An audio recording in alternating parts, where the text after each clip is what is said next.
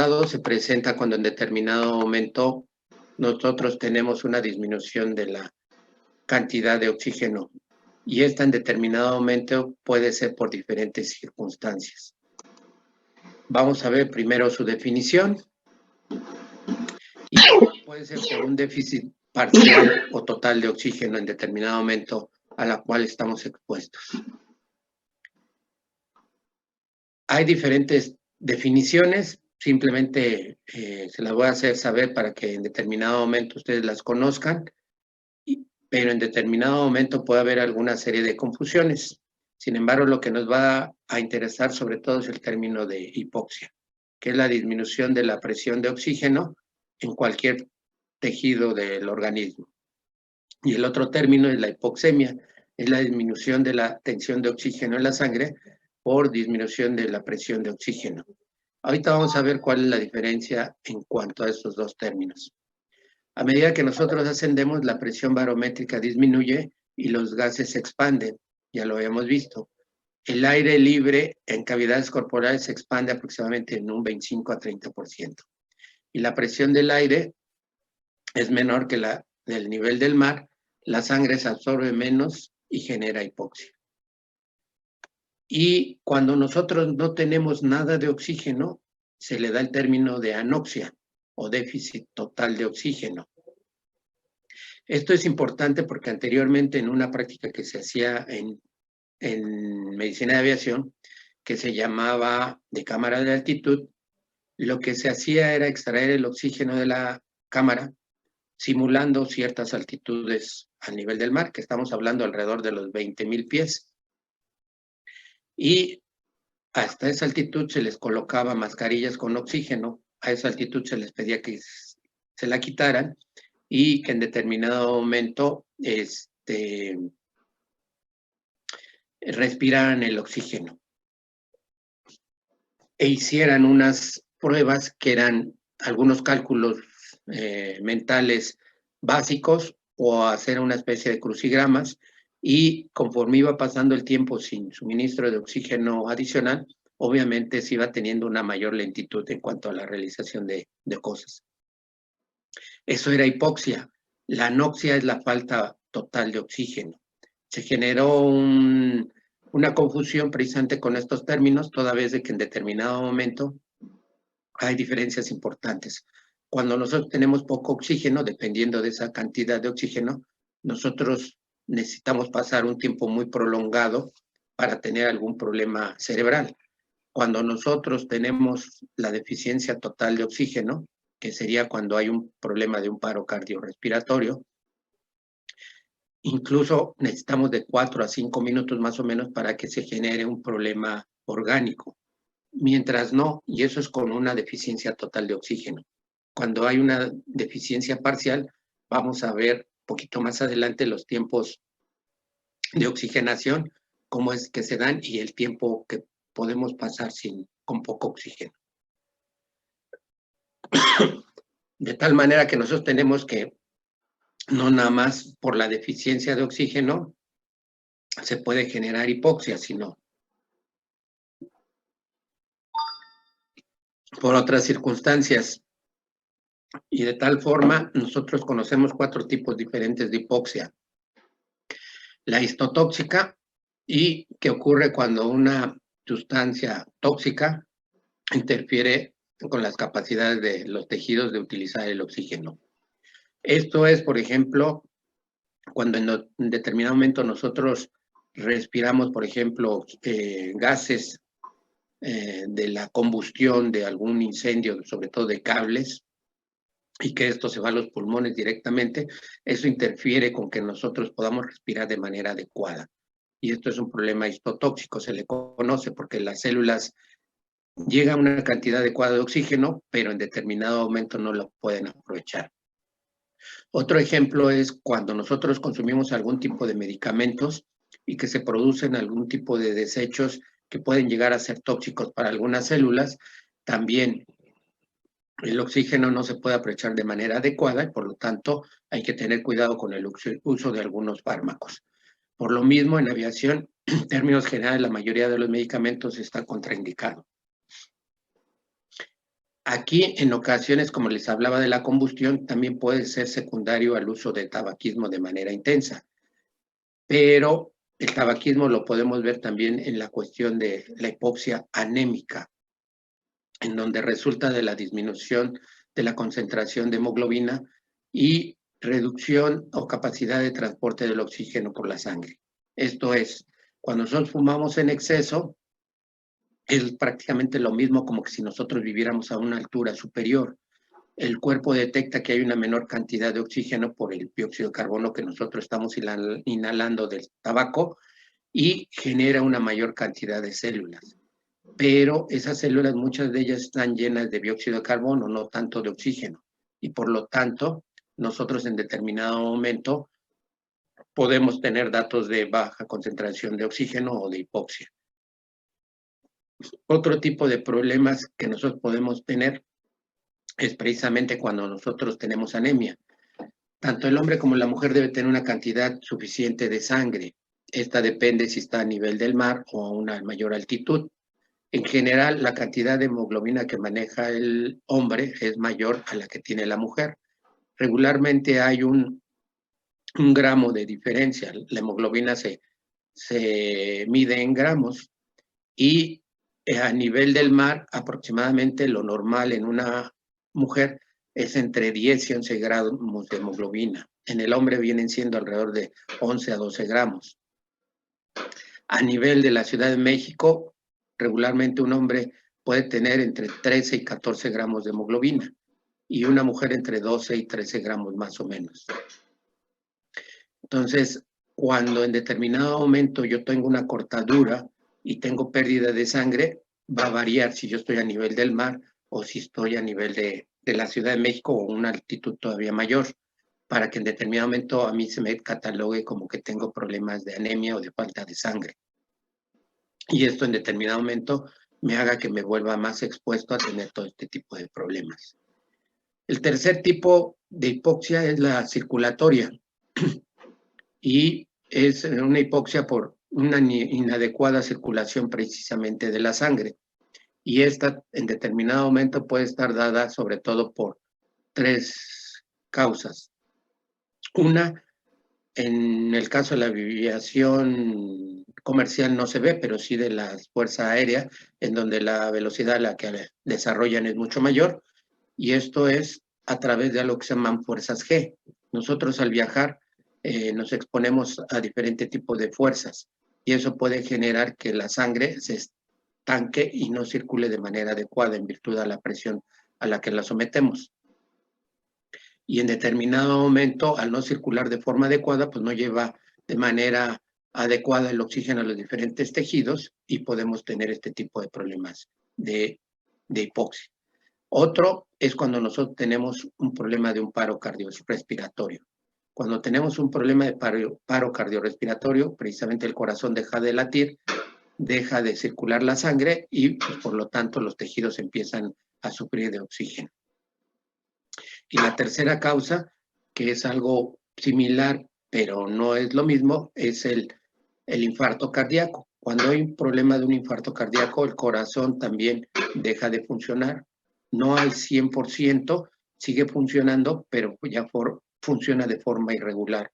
Y por lo tanto también la circulación de sangre es menor y por lo tanto también empieza a sufrir de oxígeno la persona. Y el cuarto tipo, y que es el que más vamos a estar desarrollando, es la hipoxia hipoxémica, que es precisamente por una disminución de la concentración de oxígeno a nivel del medio ambiente. De tal manera que aquí las tenemos, la hipoxia hipóxica, baja presión de oxígeno secundaria a una disminución de la concentración de oxígeno y que es lo que nos deteriora la función ventilatoria. Y es a la que vamos a estar expuestos cuando en determinado momento nosotros viajamos en una aeronave. La circulatoria, que es inadecuado bombeo de la sangre a los tejidos. La anémica o hémica, que es la disminución de la capacidad para transportar el oxígeno. Histotóxica, que es la que les comentaba que puede ser ya sea por algún medicamento, por el tabaco o en determinado momento incluso también por alcohol. Y esta quinta que se ha agregado que es por demanda y que es el incremento del consumo tisular de oxígeno. Esto es cuando hacemos una actividad extenuante en determinado momento y que incrementa nuestra demanda de oxígeno y que el cuerpo a veces no lo puede desarrollar. Aquí tenemos ejemplificados los 4 tipos precisamente de hipoxia y que en determinado momento lo que nos puede generar cada uno de ellos. Esto ya lo habíamos comentado cuando vimos el comportamiento de los gases con la ley de Dalton, que dice que un gas a mayor altura presenta una disminución de la presión atmosférica total y de la presión parcial de oxígeno. Esto es, tendríamos esto en determinado momento de forma conjunta de todo el aire que tenemos y esta en determinado momento por cada uno de los diferentes gases que tenemos. De tal manera que la hipoxia hipóxica es la reducción en la presión parcial del oxígeno en el aire inspirado y es una reducción en el área del intercambio gaseoso a nivel pulmonar. Esto es, si en determinado momento tenemos aquí el alveolo, aquí las arterias y aquí las venas, el contacto, si se dan cuenta aquí sí hay arterias y venas, aquí también, pero aquí nada más hay venas y aquí nada más hay arterias. De tal manera que nada más aquí va a haber intercambio de gas, aquí también, pero en esta parte no. ¿Por qué? Porque pues no se juntan las arterias y las venas y por lo tanto eso va a dar pie a que haya una menor cantidad de oxígeno. La hipoxia hipémica es la reducción de la capacidad de la transporte de oxígeno causada por anemia, hemorragia, algunas enfermedades se llaman hemoglobinopatías, intoxicación por monóxido de carbono, sulfas, que es un antibiótico, y nitritos, que es otro tipo de medicamentos. La hipoxia por estancamiento o isquémica es la reducción del flujo hacia los diversos segmentos, y esto genera algo que se conoce como isquemia. La hipoxia citotóxica, que es el envenenamiento por sustancias químicas, cianuro, plomo u otros metales, alcohol y también en determinado momento el tabaquismo, como habíamos comentado. En la hipoxia circulatoria estática, que es la ventilación, difusión y transporte de oxígeno, son normales. Sin embargo, la reducción en el flujo sanguíneo es menor, ya lo había comentado. En la hipoxia histotóxica, pues tiene capacidad de las células para utilizar el oxígeno, y que precisamente es por cianuro, arsénico, alcohol. Aquí están señalados diferentes características cada uno de ellos. Y como les comentaba, finalmente para lo que es la aviación, lo que más importante tenemos es la hipoxia en la aviación. Y esto es volar en aeronaves no presurizadas a altitudes por arriba de los 10,000 pies. La hipoxia hipovárica por falla del sistema de presurización de la aeronave, fallas de los sistemas de oxígeno suplementario. Las causas de la hipoxia en la aviación son igual: hipoxia por estancamiento del volumen sanguíneo en regiones abdominal y extremidades, que hace uso a lo que les comentaba, las fuerzas G o aceleraciones G, que se ven realmente poco en lo que es la aviación comercial. Básicamente se ven sobre todo en la fuerza aérea, en donde desarrollan altas velocidades. Y la hipoxia secundaria por gases desprendidos en el interior. Ahora, el problema de la hipoxia es que tiene un comienzo insidioso y obviamente las personas en determinado momento no lo perciben o no se dan cuenta. Toda vez de que no produce prácticamente ningún malestar, no hay dolor, no hay molestias significativas, no hay ansiedad, no hay angustia, y su presencia a veces es tan paulatina que puede progresar en el tiempo hasta que el total de la incapacidad del paciente puede generar de manera importante y eso llevarlo al desmayo, a la pérdida de conocimiento e incluso a la muerte. La severidad de los síntomas varía de forma individual y de acuerdo a la deficiencia del oxígeno. Ya les comentaba que en determinado momento una gente que vive a nivel del mar puede ser más susceptible a todo este tipo de problemas que en determinado momento una gente que vive a una mayor altitud, toda vez que está habituado a tolerar un poquito menos concentraciones de oxígeno. El compromiso o deterioro que se da sobre todo es precisamente a nivel mental o intelectual, y esto es lo que las funciones intelectuales en su signo precoz de la presencia de hipoxia. Sin embargo, como les comentaba, como es tan insidioso, las personas no se dan cuenta de lo mismo y en determinado momento esto va generando que la persona cada vez vaya cayendo más en hipoxia y por lo tanto llegue a desmayarse sin darse cuenta.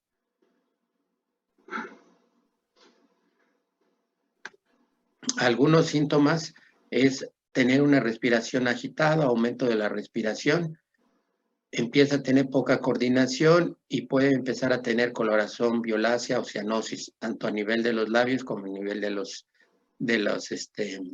las uñas de los dedos. En cuanto a los signos también empieza a estar letargada con sueño, poco juicio para tomar decisiones, puede empezar a tener temblores de las manos y falsa sensación de bienestar.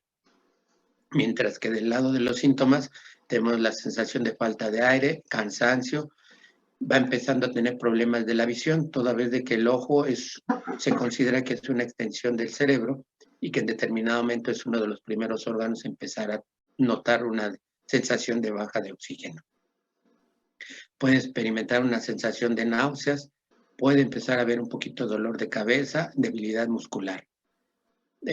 Sensaciones de frío y de calor, puede experimentar una sensación de euforia, de agresividad o de tener hilaridad. Los síntomas se presentan de una manera discoordinada, no es que sean evolutivos, pueden presentarse de una manera desordenada, brincar de estar bien en determinado momento a tener una depresión importante, desmayo y pérdida del conocimiento. Sin embargo, desde el punto de vista de medicina de aviación, de acuerdo a la altitud a la que en determinado momento se encuentran las personas, vamos a ver una serie de síntomas que se pueden presentar de forma evolutiva dependiendo de la altitud a la cual se encuentren las personas. Estos son una serie de datos que precisamente nosotros podemos llegar a presentar, sin embargo, no quiere decir que todos y cada uno de ellos deban presentarse en todas las personas. De tal forma que, como les comentaba, hay diferentes tipos de fases y esto corresponde simple y sencillamente, a veces dependiendo de la altitud a la cual nos encontremos y de las molestias que podemos llegar a presentar dependiendo de la falta de oxígeno que pueda haber y del tiempo en determinado momento que nosotros podamos permanecer a esa altitud. En la fase indiferente se considera sintomática toda vez que se presenta antes de los 3,000 pies, que estamos hablando alrededor de los 3,000 metros, que estamos hablando alrededor de los 10,000 pies. Y por lo tanto, la sintomatología realmente no es presente. Mientras que de los 3,000 a los 50,000 mecanismos de adaptación activos, ya tenemos aumento de la frecuencia cardíaca o taquicardia, aumento de la frecuencia